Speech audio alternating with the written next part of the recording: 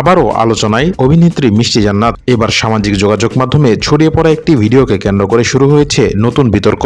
ভিডিওটিতে দেখা যায় গাড়ির ড্রাইভিং সিটে বসে আছেন মিষ্টি জান্নাত। তার হাতে একটি ডিভাইস রয়েছে এবং মুখের সামনে ধোয়ার মতো কিছু দেখা যাচ্ছে।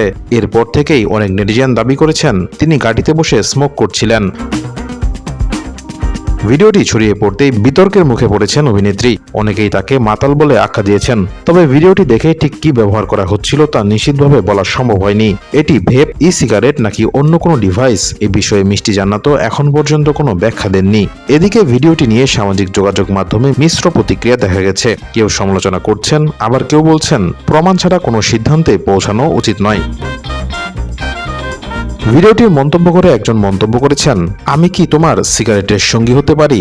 আরেকজনের মন্তব্য, মনে হয় মাল খাইয়া আইছে। আরেকজন মন্তব্য করেছেন, এটা আসলে নেশাখোর মহিলা। তবে এ বিষয়ে মিষ্টি জান্নাতের এখন পর্যন্ত কোনো আনুষ্ঠানিক বক্তব্য পাওয়া যায়নি।